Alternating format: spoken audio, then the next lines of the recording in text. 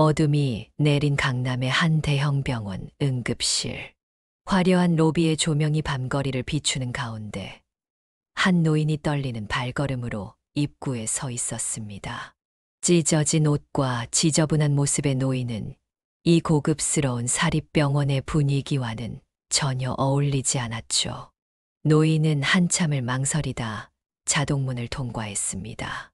따뜻한 실내 공기가 노인의 얼어붙은 몸을 감쌌습니다. 저기, 가슴이 너무 아파서. 노인의 말이 채 끝나기도 전에 응급실은 술렁이기 시작했습니다. 고가의 명품 가방을 든 보호자들이 인상을 찌푸리며 자리를 피했고, 간호사들은 난처한 표정으로 서로를 바라보았습니다. 어머, 냄새가. 보안요원은 뭐 하는 거예요? 누군가의 차가운 목소리가 들려왔습니다. 접수 데스크의 간호사가 공손하지만 단호한 목소리로 말했습니다. 죄송하지만 저희는 보험 가입자나 보증금을 내신 분들만 진료가 가능합니다. 노인이 주머니를 뒤적이며 무언가를 찾으려 했지만 그때 응급의학과 과장 김도진이 성큼성큼 걸어 나왔습니다. 여기가 어디라고 함부로 들어오시는 거죠? 당장 나가주시기 바랍니다. 이런 분들은 공공병원에 가셔야죠. 김도진의 목소리에는 노골적인 경멸이 담겨 있었습니다. 노인은 떨리는 손으로 계속 주머니를 뒤적였지만 김도진은 노인의 팔을 잡아 밖으로 밀어냈습니다. 이런 곳에 오실 분이 아니에요. 무료 진료소나 찾아가세요. 노인이 중심을 잃고 비틀거렸고 그 바람에 들고 있던 낡은 봉지가 바닥에 떨어졌습니다. 봉지 안에서는 몇 장의 오래된 처방전과 약봉지가 흩어졌습니다. 주변 사람들은 혀를 차며 고개를 돌렸고 노인은 말없이 무릎을 꿇고 흩어진 물건들을 주워 담기 시작했습니다. 노인의 거친 손등에는 굵은 핏줄이 도드라져 보였고 마디마디가 시퍼렇게 얼어 있었습니다. 김도진 과장은 보안요원을 향해 차갑게 지시했습니다. 보안과장님, 이분 밖으로 모셔주세요. 앞으로는 이런 분들 절대 들어오지 못하게 해주시고요. 보안요원 둘이 달려와 노인의 팔을 잡았습니다. 노인은 저항할 힘도 없는 듯 그저 비틀거리며 끌려나가고 있었습니다. 바로 그때였습니다. 잠깐만요. 응급실 한쪽에서 젊은 레지던트 윤서진이 달려나왔습니다. 하얀 가운을 휘날리며 보안요원들 사이를 빠르게 뚫고 지나가 노인의 앞을 막아섰습니다. 이러시면 안 됩니다. 이분이 얼마나 아프신지도 모르는데 어떻게 그냥 내보내실 수 있습니까? 윤서진은 떨리는 목소리로 말하면서도 흔들림 없는 눈빛으로 김도진 과장을 바라보았습니다. 그리고는 노인의 팔을 조심스럽게 부축했습니다. 뭐 하는 겁니까? 윤 선생, 당장 비키지 않으면. 김도진의 얼굴이 불그락부르락해졌지만 윤서진은 물러서지 않았습니다. 오히려 더 단단히 노인을 붙잡았습니다. 이분도 우리와 같은 환자입니다. 히포크라테스 선서는 잊으신 건가요? 응급 환자를 차별하지 않고 치료하겠다고 맹세하지 않으셨나요? 이런 기본적인 의술의 윤리도 지키지 못한다면 우리가 무슨 자격으로 의사라 불릴 수 있겠습니까? 윤서진의 말에 응급실 안이 순식간에 조용해졌습니다. 대기 중이던 환자들은 숨을 죽이고 이 상황을 지켜보았고 간호사들과 다른 의료진들도 놀란 눈빛으로 바라보았습니다. 당신 이렇게 나오시겠다는 거죠? 김도진 과장의 차가운 목소리가 응급실 안을 가로질렀습니다. 하지만 윤서진은 꿋꿋이 노인을 부축한 채 김도진 과장을 똑바로 쳐다보며 말했습니다. 네, 그렇습니다. 이분을 이렇게 대하시는 것은 의료인의 윤리에 어긋납니다. 제가 책임지겠습니다. 김도진의 이마에 핏줄이 돋았습니다. 그의 눈빛은 차갑게 식어 있었죠. 보안과장님, 저 둘 다 밖으로 내보내세요. 안 됩니다. 이분 상태가 위험해 보여요. 제발 도와주세요. 윤서진이 더욱 굳건히 노인을 감쌌습니다. 보안 요원들이 망설이며 다가왔지만 윤서진은 조금도 물러서지 않았습니다. 오히려 노인을 더 단단히 붙잡았습니다. 노인의 몸이 떨리고 있었습니다. 윤 선생, 이게 당신 마지막 기회입니다. 비키세요. 싫습니다. 이분은 응급 환자십니다. 이렇게 내쫓을 순 없어요. 김도진은 휴대폰을 꺼내 들었습니다. 여보세요. 강남경찰서죠. 여기 강남 세브란스 응급실인데요. 업무방해 사건이 있어서요. 윤서진의 얼굴이 창백해졌습니다. 다른 의료진들은 고개를 돌렸죠. 10분도 채 지나지 않아 경찰이 도착했습니다. 2명의 경찰관이 상황을 둘러보았습니다. 어떤 일이십니까? 김도진이 먼저 나섰습니다. 이 노숙자분이 갑자기 들어와서 진료를 요구하고 저 레지던트는 업무 지시를 거부하면서 응급실을 마비시키고 있습니다. 그게 아니에요.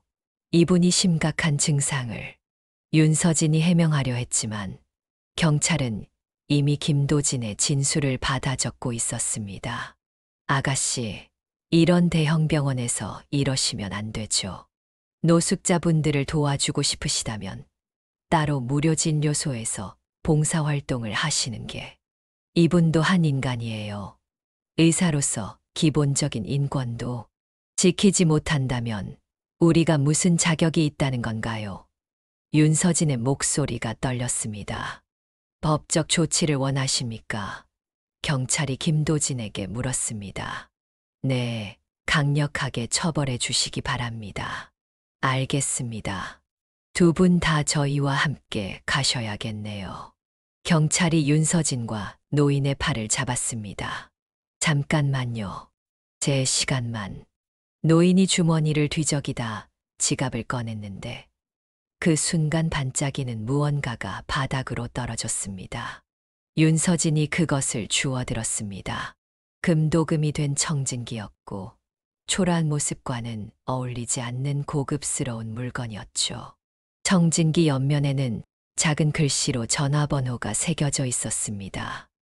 이건 윤서진이 청진기를 들여다보려는 순간 경찰이 그녀의 팔을 잡아 끌었습니다. 나중에 보시죠. 일단 저희와 함께 가셔야겠습니다. 윤서진과 노인은 결국 경찰차에 올라탔고 응급실 앞에 모여있던 구경꾼들이 수근거리는 소리가 들렸습니다. 김도진은 승리한 듯한 표정으로 응급실로 돌아갔고 경찰차는 차가운 겨울 밤거리를 가로질러 천천히 움직이기 시작했습니다. 윤서진은 경찰차 창문 너머로 병원의 화려한 불빛이 점점 멀어지는 것을 바라보았습니다. 그리고 손에 쥐고 있는 청진기를 내려다보았죠. 이 청진기가 무언가 중요한 단서가 될 것 같은 예감이 들었습니다. 차가운 형광등 아래 경찰서 조사실의 분위기는 무거웠습니다. 윤서진은 딱딱한 의자에 앉아 경찰관의 질문에 대답하고 있었죠. 그러니까 정당한 업무 지시를 무시하고 병원 업무를 방해했다는 건가요? 그게 아니라 환자분이 심각한 증상을 호소하셨고 윤서진의 목소리가 떨렸습니다. 옆 조사실에서는 노인이 다른 경찰관과 이야기를 나누고 있었습니다. 노인의 목소리가 희미하게 들려왔지만 내용은 알아들을 수 없었죠. 신분증 확인되셨나요? 한 경찰이 다른 경찰에게 물었습니다. 노인분 지갑에서 신분증이 나오질 않네요.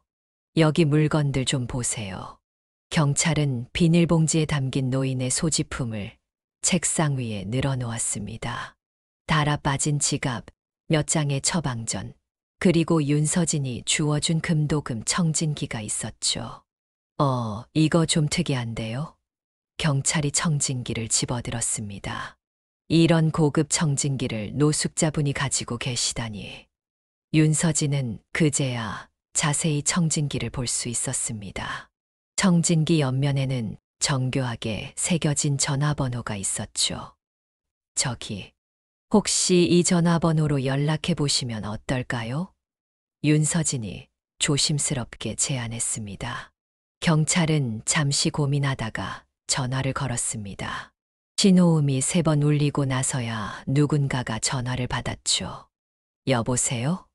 안녕하세요. 여기 강남경찰서입니다. 지금 한 노인분이 계신데 잠시 침묵이 흘렀습니다. 그리고 수화기 너머로 다급한 목소리가 들려왔습니다. 아, 네. 지금 당장 가겠습니다. 30분 정도가 지났을까요? 깔끔한 정장 차림의 젊은 남성이 경찰서에 들어섰습니다. 노인을 발견하자마자 곧장 달려갔죠. 아버님, 노인은 고개를 들어 남성을 바라보았지만 누군지 알아보지 못하는 듯 했습니다. 남성은 경찰관들에게 정중히 인사를 하고 상황을 설명했습니다. 그리고는 노인을 조심스럽게 부축해 일어났죠. 윤 선생님, 경찰이 부르는 소리에 정신을 차렸습니다. 네, 이번엔 특별한 상황이니 훈방 처리하겠습니다. 앞으로는 이런 일이 없도록 하세요. 윤서진은 고개를 숙여 인사하고 경찰서를 나섰습니다. 차가운 바람이 얼굴을 스쳤지만 이상하게도 마음은 편안했습니다. 자신이 한 선택이 옳았다는 확신이 들었기 때문이었죠. 하지만 이 사건이 자신의 인생을 완전히 바꿔놓게 될 거라는 건 그때는 전혀 알지 못했습니다. 이튿날 아침 윤서진은 무거운 발걸음으로 병원으로 향했습니다.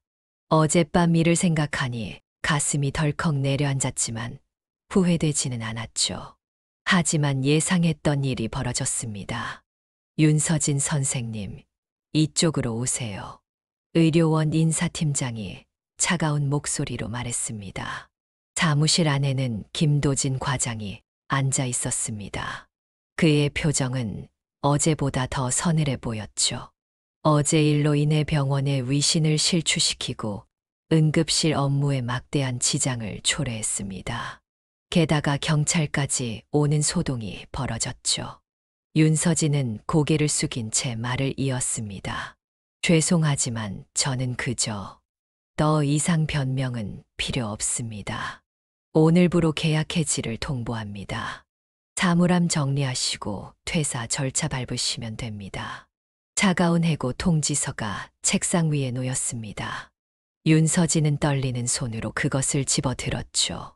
사물함을 정리하는 동안 동료들은 아무도 다가오지 않았습니다. 모두 자신의 일에 바쁜 척 고개를 숙이고 있었죠. 퇴근하는 의료진들로 북적이는 지하철역으로 향하는 길, 윤서진의 휴대폰이 울렸습니다. 모르는 번호였습니다. 네, 그런데 누구신지 죄송합니다. 늦게 연락드렸는데 저는 서울대학교 병원 의료원장 김정우입니다. 윤서진은 걸음을 멈췄습니다. 서울대병원이라면 국내 최고의 의료기관이 아닌가요? 어제 저녁에 있었던 일로 연락드렸습니다. 사실 그때 도와주셨던 분이 저희 전임 의료원장님이십니다. 윤서진의 눈이 커졌습니다. 그 노인이 서울대병원 전임 의료원장이었다니. 원장님께서 알츠하이머 초기 증상이 있으셔서 산책을 나가셨다가 길을 잃으신 모양입니다. 윤 선생님 덕분에 무사히 모시고 올 수 있었어요. 아, 그러시군요. 윤서진의 목소리가 떨렸습니다. 혹시 지금 시간 괜찮으시다면 잠시 뵙고 이야기 나누고 싶은데 가능하실까요? 윤서진은 잠시 망설였습니다. 하지만 이미 잃을 것도 없었죠. 네, 괜찮습니다. 다행이네요. 그럼 강남역 근처 커피숍으로 와 주시겠어요? 지하철에서 내려 약속 장소로 향하는 동안 윤서진의 머릿속은 복잡했습니다. 어제 그 노인이 서울대병원 전임 의료원장이었다니. 그리고 현 의료원장이 갑자기 자신을 찾는 이유는 뭘까? 커피숍 앞에 도착했을 때 깔끔한 정장 차림의 남성이 기다리고 있었습니다. 어제 경찰서에서 봤던 그 사람이었죠. 윤 선생님, 들어가시죠. 원장님의 이야기를 자세히 들려드리고 싶습니다. 커피숍 안은 따뜻했습니다. 창가 자리에 마주 앉은 두 사람, 김정우 원장은 따뜻한 아메리카노 2잔을 주문했습니다. 먼저 이렇게 갑자기 연락드려서 죄송합니다. 김정우가 말을 꺼냈습니다. 아니에요. 원장님은 괜찮으신가요? 네, 덕분에 무사하십니다. 전임 원장님께서는 최근 알츠하이머 초기 증상이 있으셔서 가끔 이런 일이 있어요. 보통은 병원 근처만 산책하시는데 어제는 멀리까지 가셨네요. 잠시 침묵이 흘렀습니다. 김정우는 윤서진의 표정을 살피더니 조심스럽게 말을 이어갔죠. 윤 선생님, 혹시 지금 병원은 어떻게? 아, 오늘 해고됐습니다. 윤서진은 쓴웃음을 지었습니다. 역시 원장님을 도와주셔서 그런 일이 생기실 줄 알았어요. 정말 죄송합니다. 아니에요. 제가 선택한 일이니까요. 김정우는 가방에서 서류 하나를 꺼냈습니다. 사실 오늘 윤 선생님을 뵙고 싶었던 이유가 있습니다. 원장님께서 어제 일을 전부 기억하고 계세요. 비록 알츠하이머가 있으시지만 특별한 순간들은 또렷이 기억하시더군요. 저희 병원에서 새로운 프로젝트를 준비하고 있습니다.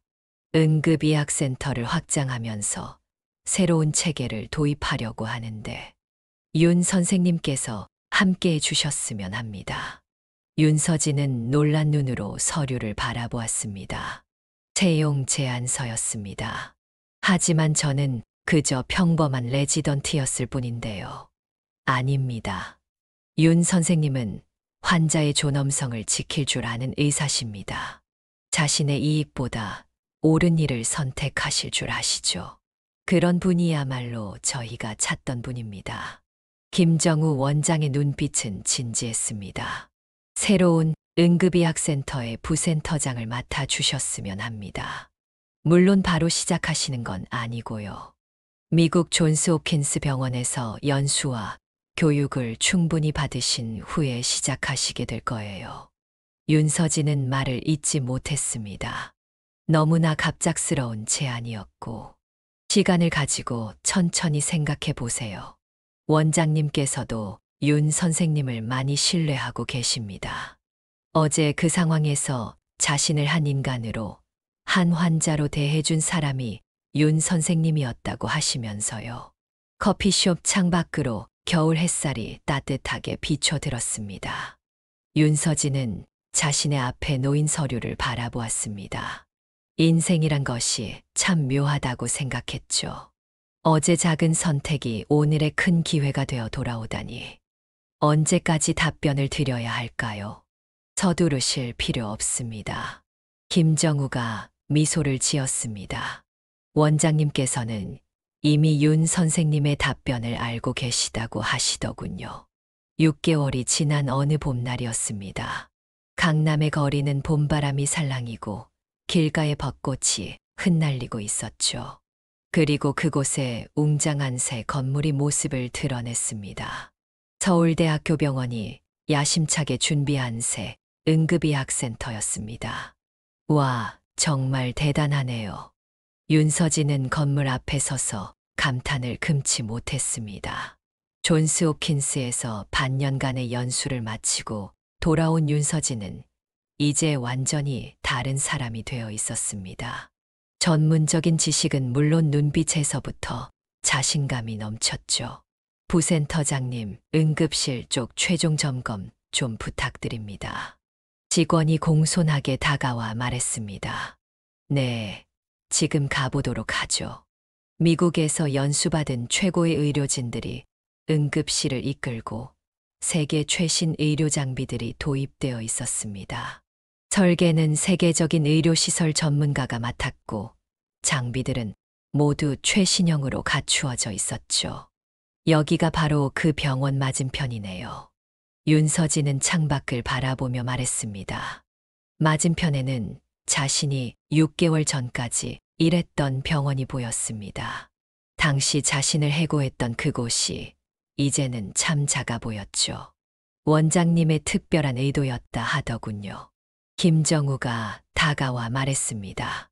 이 자리를 고른 것도 최첨단 응급센터로 준비하는 것도 모두 원장님의 뜻이었어요. 진정한 의료 윤리가 무엇인지 보여주자고 하셨죠. 윤서진은 묘한 미소를 지었습니다. 복수하기보다는 일종의 가르침 같았죠. 저희는 그들과 같은 실수를 반복하지 않을 겁니다. 윤서진이 말했습니다. 더 신속하고 더 따뜻한 의료 서비스를 제공할 거예요. 환자의 지갑이 아닌 생명을 먼저 보는 응급센터를 만들 겁니다. 김정우는 만족스럽게 고개를 끄덕였습니다. 그래서 원장님이 윤 선생님을 선택하신 거겠죠. 개원을 이틀 앞둔 응급센터는 이미 많은 관심을 받고 있었습니다. 서울대병원의 새로운 도전은 의료계의 이목을 집중시켰죠. 그리고 개원 첫날 원장님께서 직접 방문하신다고 하셨어요. 김정우가 말했습니다. 네, 원장님께서 건강이 많이 좋아지셨다고 들었어요. 그날 윤 선생님을 만나고 싶다고 하시더군요. 윤서진은 가슴이 따뜻해지는 것을 느꼈습니다. 그날 밤 자신이 한 선택이 이렇게 아름다운 결실을 맺을 줄은 몰랐죠. 모든 준비는 완벽했습니다. 이제 시작만 하면 되겠네요. 윤서진이 말했습니다. 응급센터 안에는 봄날의 햇살이 가득했고 새로운 시작을 알리는 설렘이 공기 중에 감돌았습니다. 그리고 그 중심에는 윤서진이 서 있었죠. 새 응급센터의 성과는 예상을 훨씬 뛰어넘었습니다. 개원한 지 한 달 만에 서울 최고의 응급의료센터로 자리 잡았습니다. 부센터장님 덕분입니다. 한 의료진이 말했습니다. 센터의 분위기는 따뜻했습니다. 최첨단 의료 장비 속에서도 환자들은 편안해했고 의료진의 미소는 진심이었죠. 모든 환자를 존중하면서도 특별 대우한다고 과하게 굽신거리지도 않았습니다. 저기, 혹시 진료가 가능할까요? 어느 날 허름한 차림의 노인이 센터를 찾았습니다. 네, 어서 오세요. 이쪽으로 모시겠습니다. 간호사가 공손하게 노인을 안내했습니다. 그 모습을 지켜보던 옆 병원의 김도진 전 과장은 쓴웃음을 지었습니다. 자신의 응급실은 점점 더 어려워지고 있었죠. 또 환자가 30% 줄었습니다. 행정직원이 보고했습니다. 어쩔 수 없군요. 결국 그들의 응급실은 축소되었습니다. 운영비와 인건비를 감당하지 못했죠.